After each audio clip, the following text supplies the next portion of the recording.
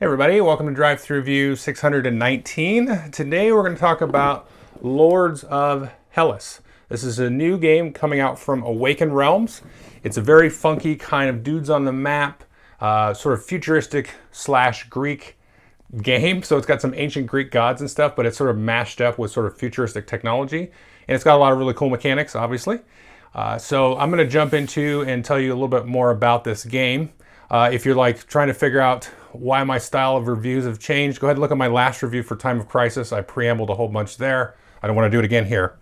But let's go ahead and jump in and take a look at Lords of Hellas. Okay, you can see here's the main board. It's a very tall board, so I've turned it sideways. But one thing to know here, let's just zoom on my little force of units here. You can see there's different little zones that you're going to move into. And there are also different regions. You can see these sort of group of areas here has sort of a yellow border. There's a red one up there around a few. There's this blue one down here. So you're trying to control these, and you're also trying to control sort of the larger zone as well. So this is going to lead us right into what's really cool about the game is the 4 victory conditions. So the first one that you can do is if you control all areas in 2 regions. So you got this 1, 2, 3, 4 yellow areas, and then you have 1, 2, 3, and then this one down here, 4 of the blue ones. So if you controlled all the blue ones and all the yellow ones, or all the yellow ones and all the red ones, then you control 2 whole regions, and that's one way to win the game. Now the other way to win the game, this is probably the hardest way, is you can see some of these areas have these little temple types of signs there, and so one of the actions you can do is actually build one of these temples. So if you control 5 areas with those temples, and these can only be built in these places there. If you control 5 of those, then you also win the game. That's very hard to do. The third way that you can win the game is during the course of the game and also during setup. Let's get that out of here. You're going to have these monsters come out, and maybe you'll have more than one in a region, and it will kill your little units there, and that's what they like to do. And then you try to kill these. And once you kill 3 of these big monsters, and there's cards to represent them. For example, you can see here is Cerberus. This is sort of the 3-headed fire-breathing dog, but it's all futuristic, like I was saying. Here's his card here. And you can see he's got a couple of different special attacks and things that he does. And then he has sort of wounds that you can do to him. You can see the types of wounds that will sort of destroy and remove certain parts of his body. And once he's kind of filled up here, you use little cubes to mark these off. Then he's dead. He'll take this as a kind of a trophy. Once you kill 3 of those, then you win. Now these are, like I said, these are going to be eating up all of your units and stuff and causing all kinds of other havoc. As you attack them, you can also get special abilities. You can get access to priests or different artifact cards. And I'll show you a priest here in a minute. This is the other kind of unit that you have. And these you're going to send to temples. So that is the last way that you can win. So what have we covered so far? You can control 2 whole regions. You control 5 regions with the little temples.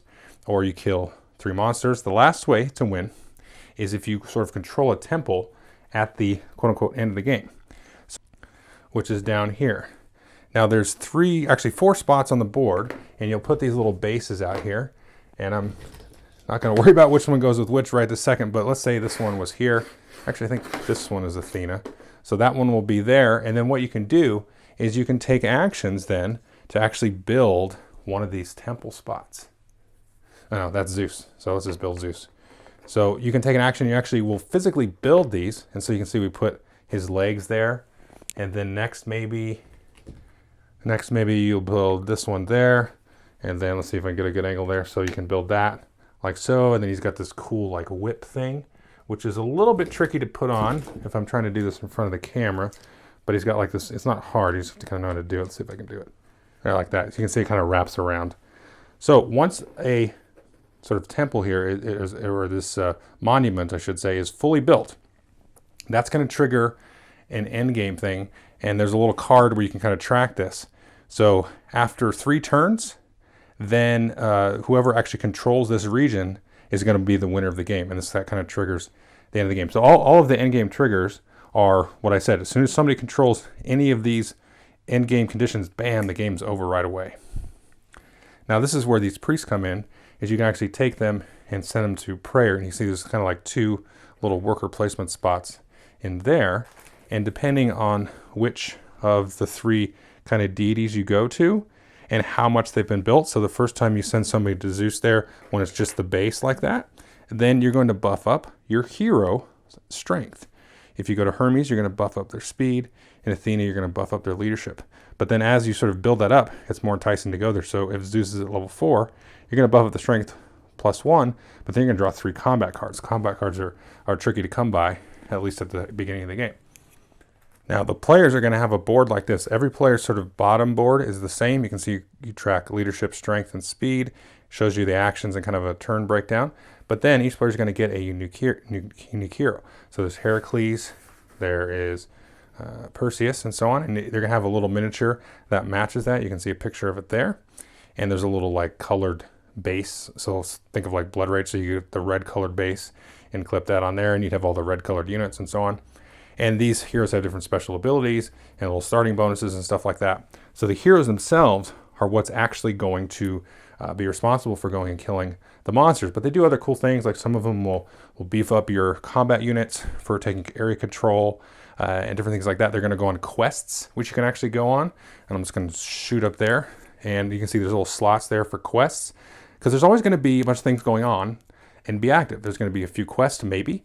There's not a lot of quests in the game, but there's some. So they're going to be more or less frequent depending on how the game is set up, which is kind of a random deal of cards. And there may be more or less monsters that start the game on the board. So you're going to be kind of balancing taking actions with your heroes and worried about your troops and where they're moving, sending your priests to do prayers and so on. But there's a couple of basic actions that are going to happen on your turn. So let's look at that. So we can see here, you're going to do some basic actions. So you got move hoplites. So you can move hoplites equal to your leadership. That's the amount of hoplites you can move 1 space. You can do hero movement. Now the hero can move the number of spaces equal to your speed. And then you can do prayer like I showed you with the priest. Then you get these artifact cards. One of the heroes actually starts with an artifact card, and you get these. And then once you use the artifact, you kind of tap it or rotate it.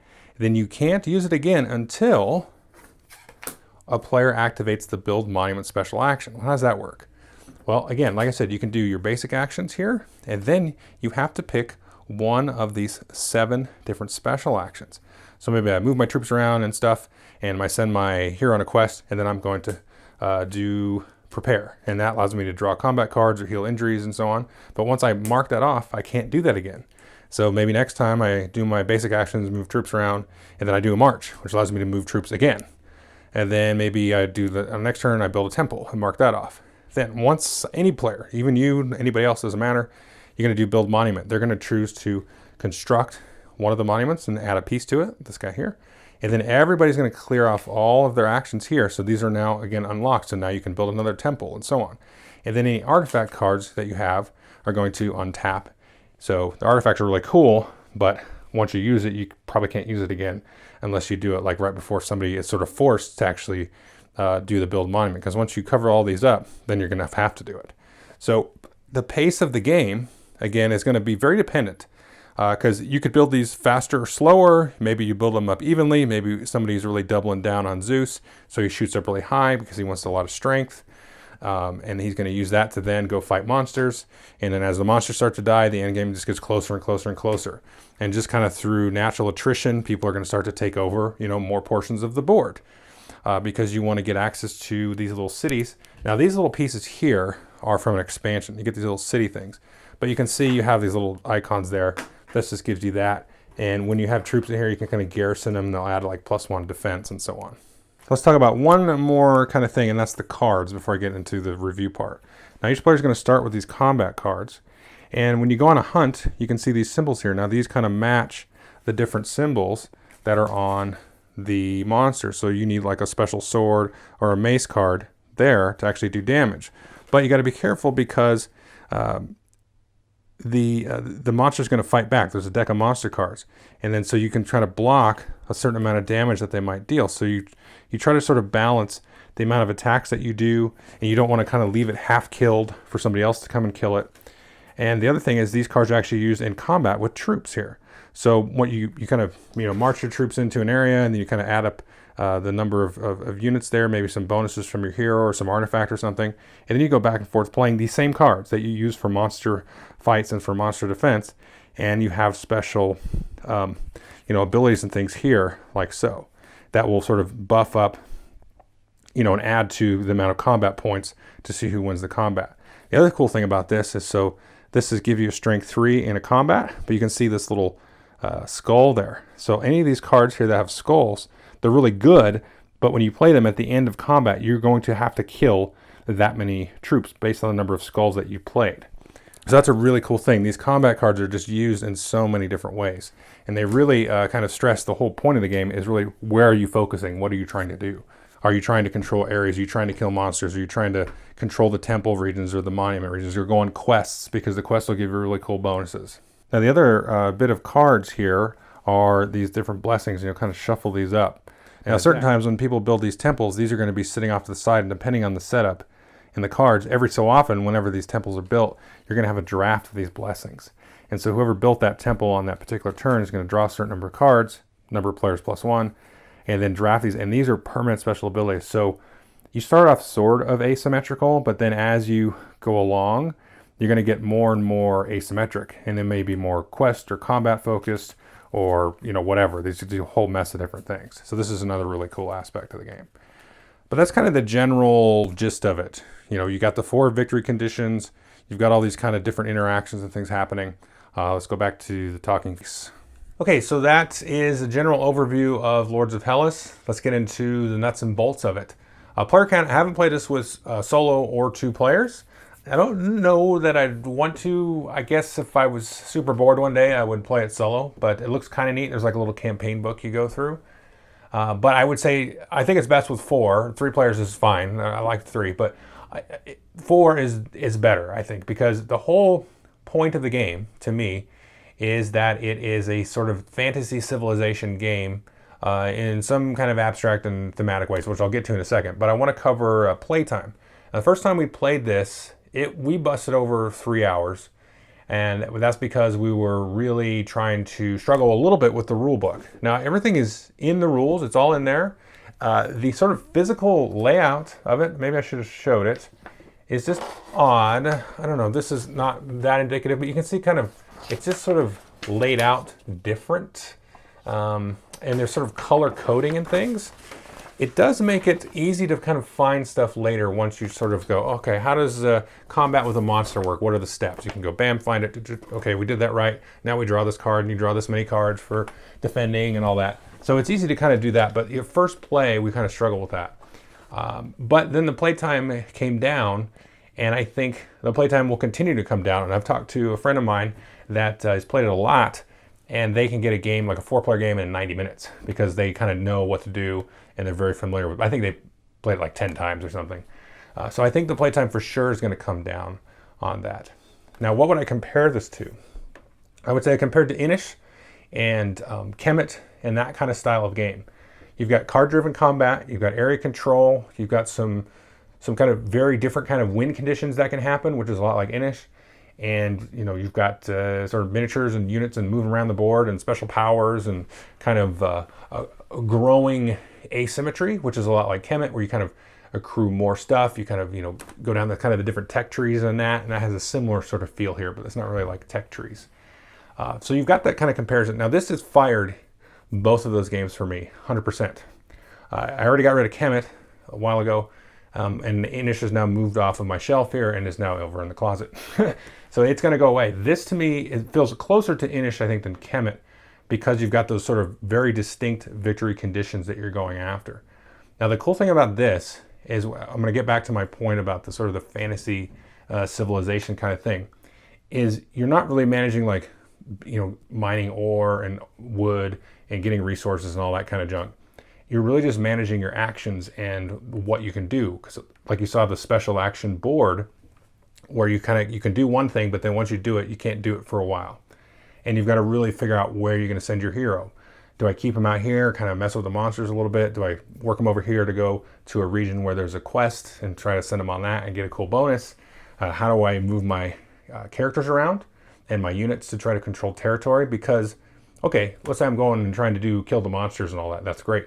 But then Billy over there is starting to expand, and wow, they're getting really close to getting control of the two regions, which is a very attainable victory condition. So you've got to really balance all of that stuff and which cards you use and how you use the cards. Do I save the cards for combat?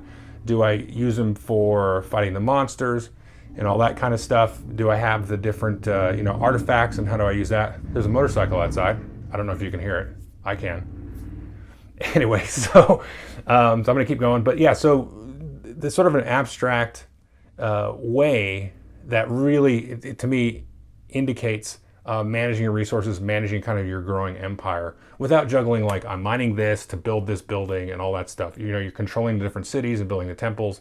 That's all been kind of abstracted away to be a very kind of pure dudes on the map style game, but with that nice kind of Civ layering in there. And that's what kind of sells it for me. I mean, I love Clash of Cultures. I've said that a bunch on the channel, but I've always wanted like a nice fantasy Civ game. If you think of the computer game like Age of Wonders, I really enjoy that game. It's a civilization game, but with all the fantasy sort of junk put in there, magic and all that. And this kind of has that same vibe, but it also doesn't bog down. All the mechanics are super efficient. And you've got sort of, like I said, everything is kind of multi-purpose. You have the multi-purpose cards that you can use in monsters in combat. The heroes are multi-purpose. You fight with monsters. You can have them over here, maybe buffing your troops on a quest. So what are you doing with your leader? Sending them around. So just all of that, again, kind of ties in very kind of joined at the hip. And I like kind of the idea of building up those monuments and seeing that kind of constructed. The miniatures are, they're cool. So I don't know, people always like, oh, it's just miniatures, it's just annoying. It hurts my brain. People start saying just like miniatures obviously makes a game one thing or another. It doesn't make anything. It just, to me, it works because it has that kind of weird Greek futuristic theme, which without the miniatures, whatever, you have art, I'm going to forget about it as soon as we start playing. But having the miniatures all on the board and stuff really kind of, keeps you visually into the theme.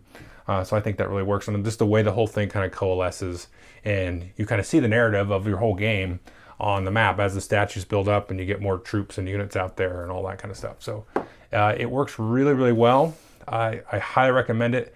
This one was kind of my February game, and this one really competed with Rising Sun as far as getting kind of the video review slot. If that doesn't make sense to you, again, watch the beginning of my Time of Crisis video. It's going to explain what I'm doing. But this one, to me, did some really unique stuff. And so I kind of bumped this one above Rising Sun just a little bit because I really like Rising Sun.